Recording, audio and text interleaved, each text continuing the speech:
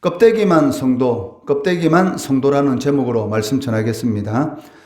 사도 요한은 오늘 이 본문 말씀을 통해서 껍데기만 남아있는 유대교의 모습을 그리고 있습니다. 그들은 로마 총독의 간정으로 예수를 끌고 갔는데 자신들은 그 안에 들어가지 않습니다. 왜냐하면 그들이 보기에 이방인들이 사는 관정은 부정한 곳이고 유월절 식사에 참석하려면 이 부정에 오염되지 않아야 했기 때문입니다. 28절에 보시면 그들이 예수를 가야바에게서 간정으로 끌고 가니 새벽이라 그들은 더럽힘을 받지 아니하고 유월절 잔치를 먹고자 하여 간정에 들어가지 아니하더라 라고 기록하고 있습니다. 유대 지도자들은 빌라도에게 예수를 고발하면서도 제목을 제시하지 못하고 행악자가 아니라면 우리가 당신에게 이 사람을 넘기겠습니까? 라는 식의 어처구니 없는 진술을 하고 있습니다. 30절에 대답하여 이르되 이 사람이 행악자가 아니었더라면 우리가 당신에게 넘기지 아니하였겠나이다. 30절 이 말은 그 아니면 말고라는 오늘날 이 정치 현실의 말을 사용하면은 이 흑색 성전 아니면 가짜 뉴스의 일종처럼 느껴집니다. 유대인들은 사형을 집행하는 데 있어서 이 총독 빌라도의 손을 빌리려고 합니다. 그 이유는 두 가지로 우리가 볼 수가 있는데 그 첫 번째 이유는 그 유대인들에게는 이 사람을 죽이는 권한이 없었기 때문입니다. 그 31절에 보시면 빌라도가 이르되 너희가 그를 데려다가 너희 법대로 재판하라. 유대인들이 이르되 우리에게는 사람을 죽이는 권한이 없나이다 라고 말을 하고 있습니다. 두 번째 이유는 무엇입니까? 그들이 예수를 죽이게 되면 이제 곧 유월절이 될 것인데 자신들이 부정하게 되어서 유월절에 참석할 수도 없고 그렇다고 유월절 이후로 미루어서 예수를 죽이려고 하니 이 다음 기회, 예수를 죽일 수 있는 다음 기회가 있으리라고 확신할 수도 없었기 때문입니다. 이처럼 이들은 그 자신들의 이 기득권을 지키기 위해서 죄가 없는 예수를 죽이면서도 불구하고 이 유월절 명절을 지키기 위해서 이 부정을 피하려는 그러한 모습을 보이고 있는데 과연 이들이 진정한 하나님의 백성인가? 거기에 대해서 이 의문을 품게 된다는 것이죠. 관정 안에는 예수님이 계시고 바깥에는 유대인들이 있었습니다. 그리고 그들 사이에 누가 왔다 갔다 하고 있습니까? 총독인 이 빌라도가 마치 심부름꾼처럼 밖으로 나왔다 다시 관정 안으로 들어갔다 하면서 예수님과 유대인 사이를 왔다 갔다 하는 것을 볼 수가 있습니다. 그 33절에 보시면 이에 빌라도가 다시 관정에 들어가 예수를 불러 이르되 네가 유대인의 왕이냐라고 묻고 있다는 것이죠. 유대인들은 자신들이 부정하게 되어서 유월절 이 명절에 참석하지 못할까봐 이 관정 안에 들어가지 않고 밖에 서 있었고 예수님은 관정 안에 있었습니다. 유대인들이 예수님을 고소하였기 때문에 유대인들의 말도 들어야 되고 또 예수님의 말도 들어야 되기 때문에 이 총독이면서도 불구하고 이 빌라도가 이 관정 밖으로 또 관정 안으로 이렇게 왔다 갔다 하면서 마치 심부름꾼처럼 그렇게 그려지고 있는데 이것은 이 사도 요한이 이 총독이라는 그러한 이 높은 이 벼슬을 가지고 있으면서도 불구하고 이 빌라도가 얼마나 이 하찮은 그런 존재인지를 이렇게 그리고 있다는 것입니다.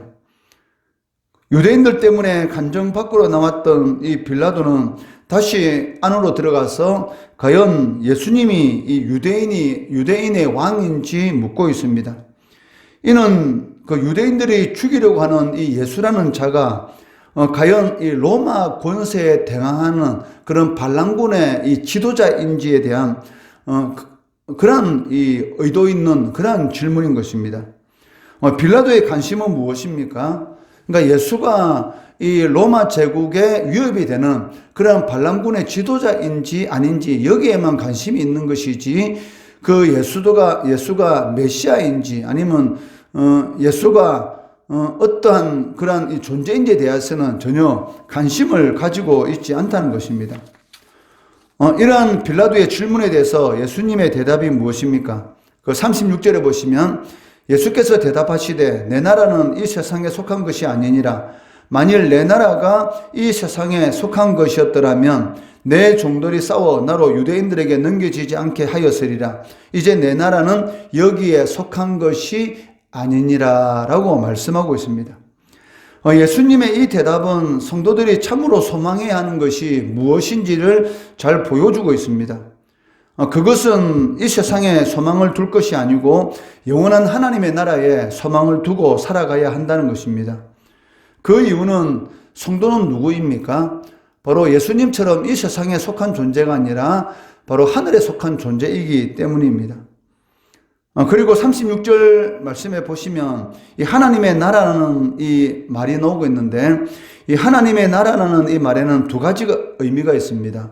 그 첫째는 이 땅에 하나님의 나라가 이미 임하였지만 아직 미완성이라는 것이고, 둘째는 완전한 하나님의 나라는 예수님께서 재림하실 때에 이루어진다라는 그런 의미로서 예수님께서 이 36절 말씀에서 내 나라는 이 세상에 속한 것이 아니니라 라는 이 하나님의 나라에 대해서 말씀하는 것을 볼 수가 있다는 것이죠.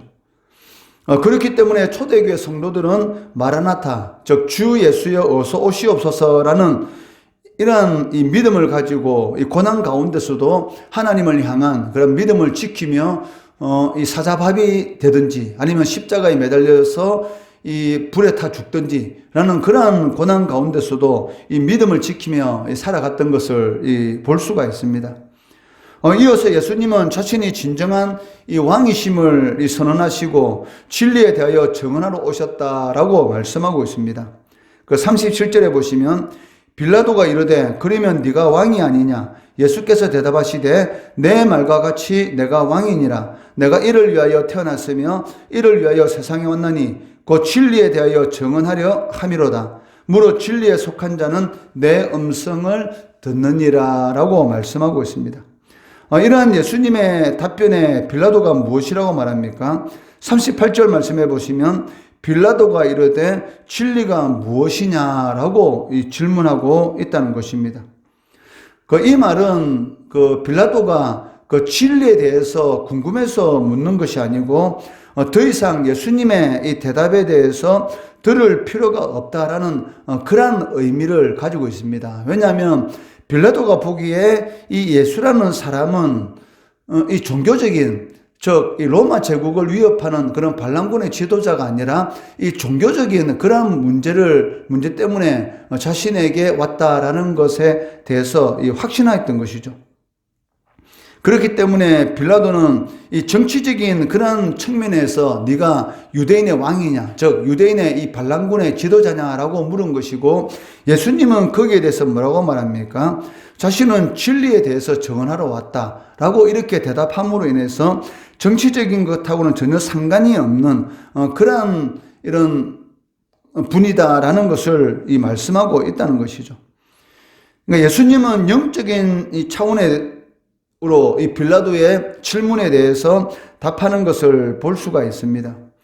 그렇기 때문에 빌라도는 이 진리에 대해서는 전혀 관심이 없는 그런 사람이었기 때문에 예수에게서 죄를 찾지 못했다고 유대인들에게 말합니다. 38절 말씀해 보시면 이 말을 하고 다시 유대인들에게 나가서 이르되 나는 그에게서 아무 죄도 찾지 못하였느니라 라고 말을 하고 있다는 것입니다. 아마 우리 성도들도 이 세상 사람들에게 진리에 대해서, 즉 복음에 대해서 예수께서 그리스도이시고 예수를 믿어야지만이 구원을 받고 하나님의 백성으로 살아갈 수 있다라는 이러한 이 진리를 전하게 되면 그 세상 사람들과 이 대화가 단절되는 것을 볼 수가 있다는 것이죠. 빌라도도 마찬가지입니다.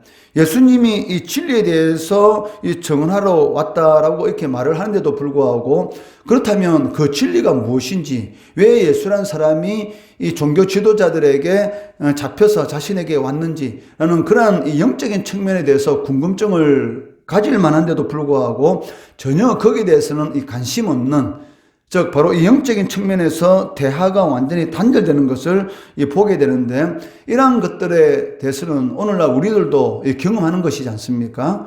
그 예수에 대해서 말을 하게 되면 전혀 듣지 않으려고 하는 그러니까 교회에서 선한 일을 하게 되면 거기에 대해서는 좋은 반응을 보이지만 예수가 그리스도시고 하나님의 아들이시다, 예수 믿어야 구원받는다라는 이러한 이 진리에 대해서 말을 하게 되면 귀를 닫고 대화가 단절되는 그런 경험을 오늘날 우리들도 하고 있다는 것입니다.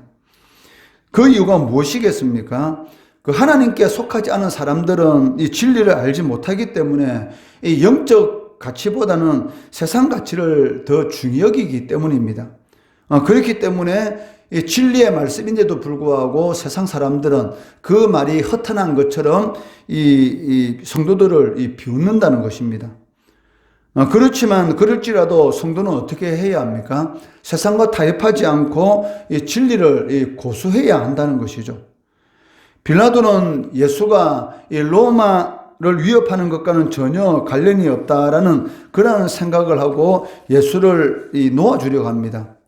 그렇지만 유대인들은 무엇이라고 말합니까? 예수를 죽이고 오히려 이 강도인 이 바라바를 놓아달라고 요구합니다. 39절 40절 말씀해 보시면 6월절이면 내가 너희에게 한 사람을 놓아주는 전례가 있으니 그러면 너희는 내가 유대인을 너희에게 놓아주기를 원하느냐 하니 그들이 또 소리질러 이르되 이 사람이 아니라 바라바라니 바라바는 강도였더라 라고 말을 하고 있습니다.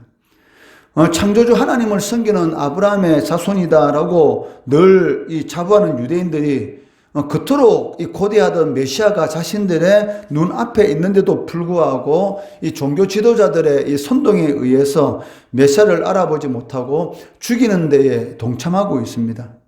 이는 진리에 속하지 않게 되면 어떻게 되는가를 너무나 잘 알고 있다는 것이죠.